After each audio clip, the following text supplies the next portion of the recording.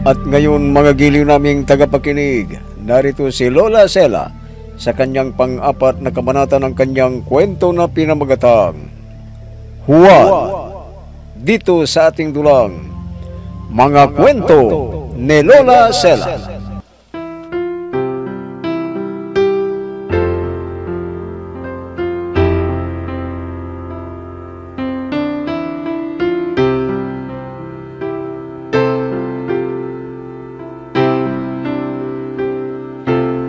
Labag sa kalooban ni Monica, napubayag na siyang maging alay sa samahan nila. Natuwa ang mga kaanig nila dahil sabi nila, hindi na sila parurusahan ng kanilang ama ng sanlibutan. Dumating ang gabi ng pag-aalay at ramdam ni Monica na naghahasa siya. Samantala, nakahanap na si Raul na babaeng katulad ni Monica at magkamukha pa sila. At sinabi ng dalaga na may karanasan na siya at hindi na siya birhen. Naging magkasintahan na sila. Minsan, naisipan ni Raul na umuwi sa kanila para kumustahin ang ina. Subalit, parang sinadya ng tangkada na magkita sila kaagad ni Monica. Yumakap si Monica kay Raul at humingi ng tawad. Muling nag-alam ang pagmamahal ni Raul kay Monica.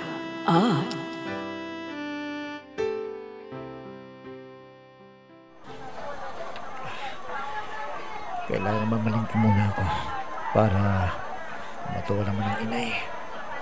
Bibili ako ng mga paborito niyang ulam. Teka, alabing ko yung dati kong suki. Ha? Raul, ikaw na nga ba yan? Ha? Susan? Ano? Ikaw pala. Kumusta na? Anong balita? Raul, kasama ko si Monica. Sinamahan ko siyang mamalengke. Ha? Nasaan siya? Nasaan si Monica? Raul! Raul!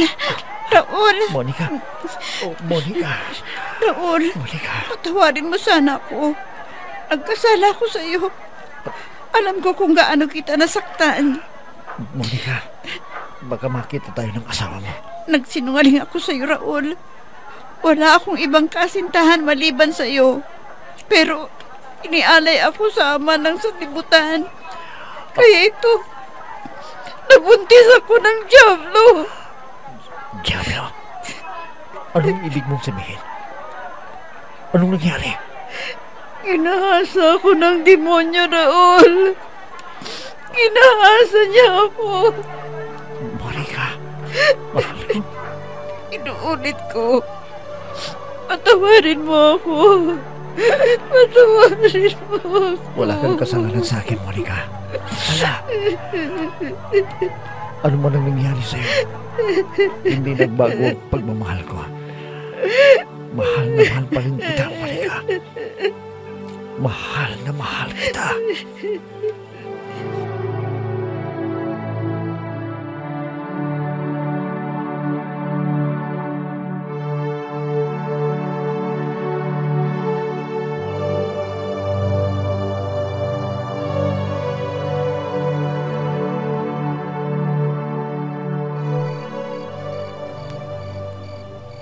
Susan, napakaliwanag na naman ang templo na kinaaniban nila, Monica.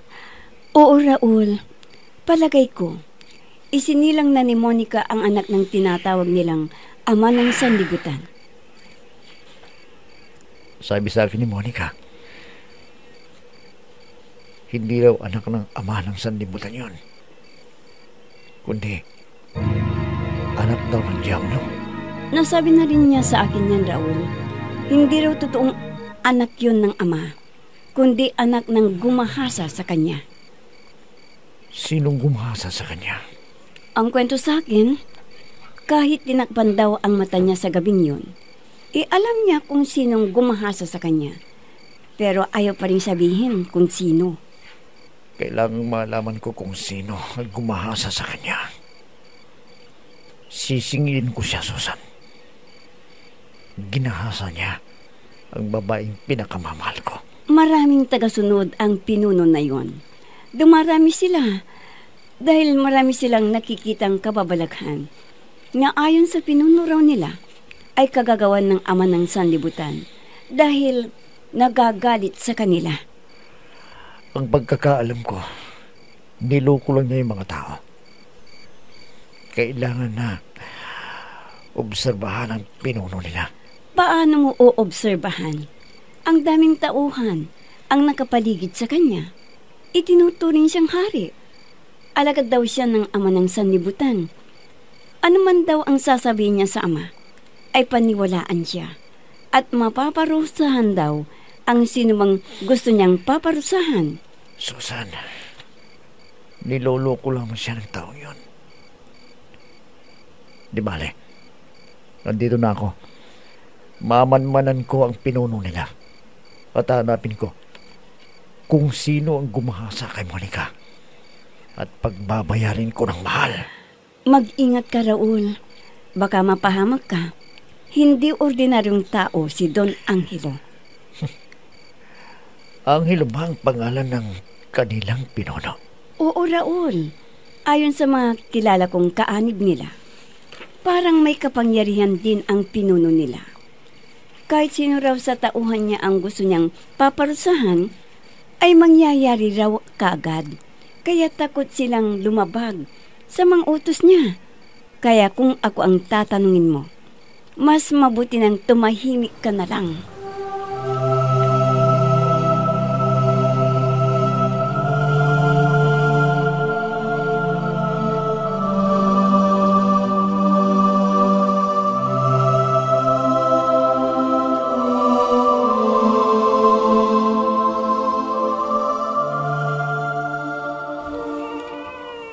Lalaki ang anak ng ama. May papalit na sa akin. Siya ang magiging pinuno ng paniniwalang ito. Magpaparami tayo ng membro para matuwa ang ama ng sanlibutan. Monica, anak. Kumusta na ang pakiramdam mo? Inay, Diablo, ang ama ng batang yan. Aha. Shh. Huwag kang magsalita ng ganyan, anak. Magagalit ang ama ng sanlibutan. Inay, maniwala naman sana kayo sa sinasabi ko. Talagang hindi ama ng sanlibutan ang ama ng batang yan, kundi Diablo. Diablo, Inay. Satanas. Tama na. Satanas. Tama na, anak. Huwag ka nang magsalita. Baka marinig ka ni Pinuno. Talagang gusto kong marinig niya, Inay. Dahil alam niya na hindi totoong anak yan ng ama ng sanlibutan. Alam niya na anak ng Diablo na gumahasa sa akin.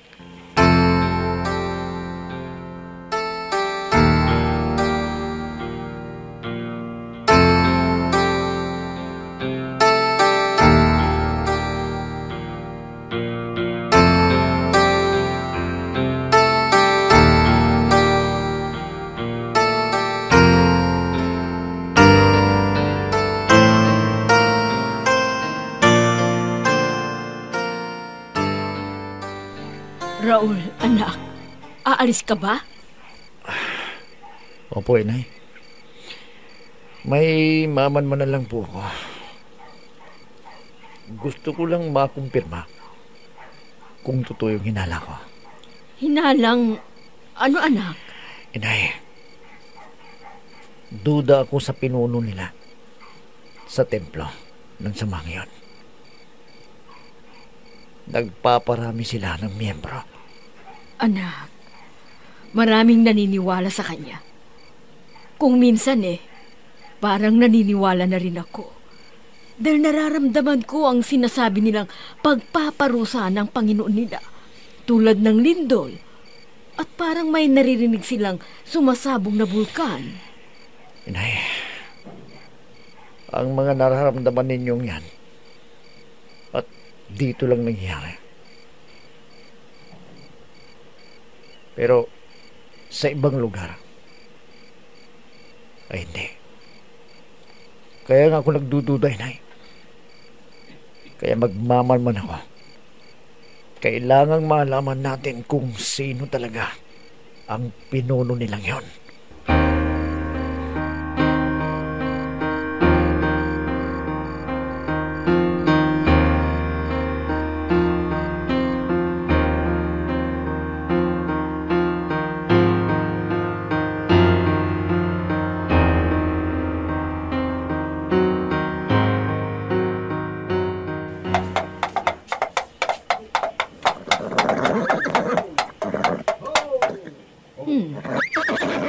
May kalisan na huminto sa tapat ng bahay. Sino kaya ito? Ito po ang pamasahe ko, Mama Kochero. Teka, si Monica. Bakit kayo nagpunta rito? Kapapanganak lang nang lumabas na kaagad ng bahay na parang walang nangyari. Naku, mabibinat ito ah. Magandang araw po. Pwede po bang magtanong? Teka. Ang tinig niya iba. Hindi si Monica, pero magkamukha si... ano yon? Dito ba ang bahay nila, Raul? Oo, ako ang nanay niya. Halika, tuloy ka. Maraming salamat po. Dito ka lang at kukuha ko ng mainom. Ay nako, wag na po. Wag na kayong mag-abala. Katatapos ko lamang pong kumain. Ganun ba? Sige. Kwan kasi, wala si Raul. May pinuntahan siya. Saan kaya siya pumunta, Aling... Saring. Saring ang pangalan ko, Ining. Ikaw, anong pangalan mo? Ako po si Marie, Aling Saring. Kasintahan ko po si Raul. Kasintahan din pala ni Raul ang babaeng ito. Paano kung malaman niyang kasintahan din ni Raul si Monica? Baka masaktan din ito. Nako, wag naman sana.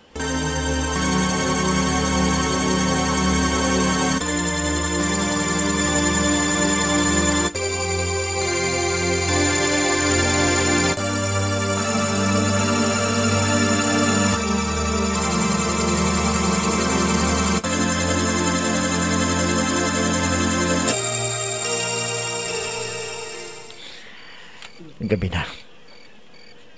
Sana maisama ni Susan si Monica dito sa bahay nila para magpag-usap kami. Kahit ganyan ang nangyari sa kanya, hindi pa rin nagbabagong damdamin ko. Nandito pa rin siya sa puso ko.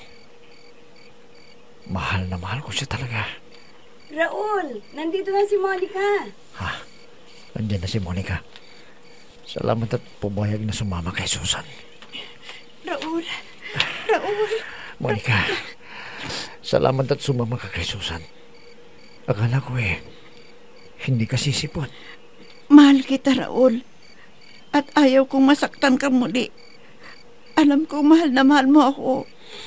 Pero, tinakot ako ng aming pinuno na kung hindi ako papayag na maging alay, paparusahan kami ng ama ng sanlibutan.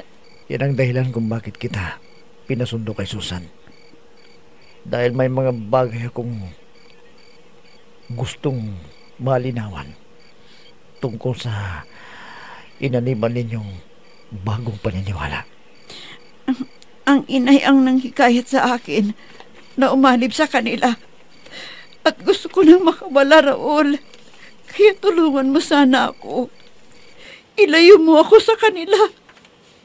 Ilayo mo na ako sa lalong madaling panahon.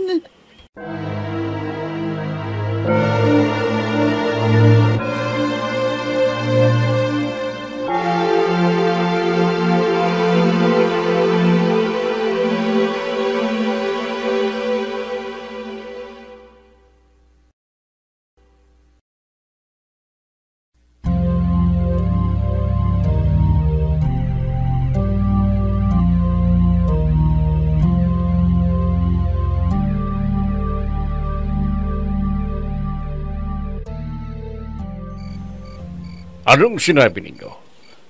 Narinig niyong nagkukwento si Monica nang nakakasira sa imahe ng pananampalataya natin? Opo, Pinuno. Marami siyang sinabing nakakasira sa atin. Ano ang mga pinagsasabi niya na narinig ninyo? Nako, Pinuno. Ano? Juan, hindi raw anak ng ama ng sanglibutan ang isinilang niya. Kongge, anak daw ng Satanas. Ano? Narinig ninyong sinabi niya yan? Opo, Pinuno. Opo, Pinuno. Narinig namin. Kaya dinig namin eh. Oo nga po. Ikinuwento niya sa kaibigan niyang nagngangalang Susan, si Susan. Doon sa dito. Ang walang hiya. Sinisiraan pala ang pananampalataya natin. Opo. Pues, gusto ko siyang makausap. Dalhin niyo rito ang Monica na yun sa akin. Kumilos na kayo kaagad. Bilisan ninyo. Opo, Pinuno. Sige po. Alis na kami. Tayo naman kasama. Hindi maaari ito. Kailangang mahadlagan na kaagad ang paninira ni Monica sa ipinundar kong bagong paniniwala. Kung hindi siya titigil, ipapapatay ko siya.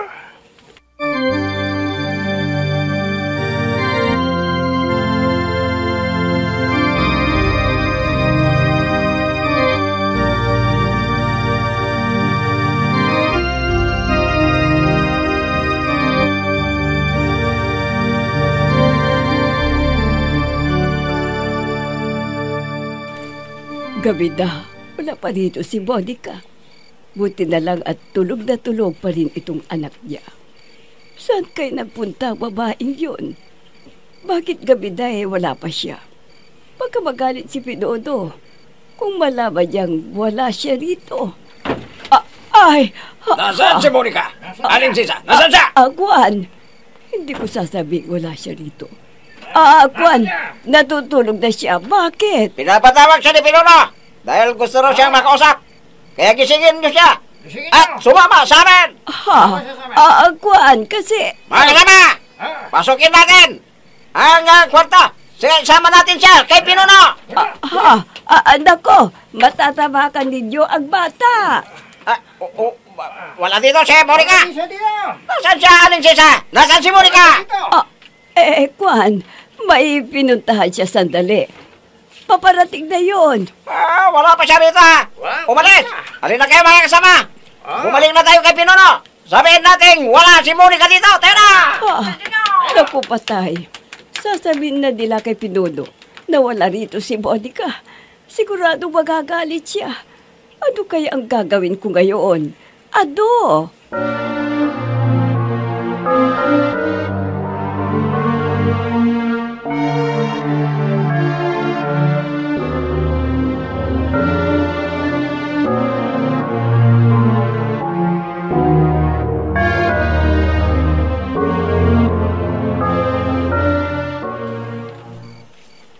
Kailangang mailayo kita dito.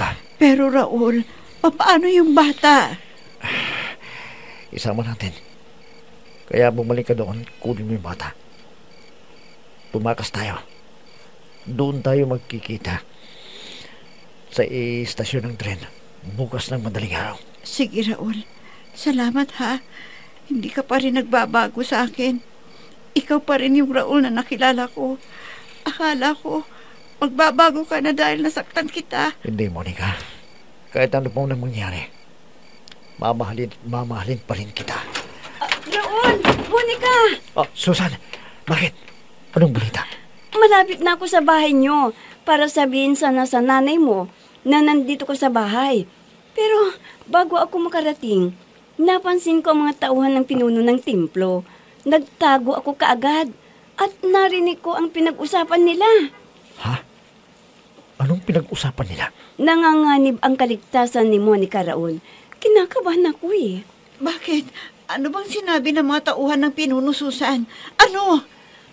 Galit na galit daw ang pinuno at pinapahanap ka nila ngayon para igapos dahil sinisiraan mo raw ang imahe ng pananampalataya nila. Ano?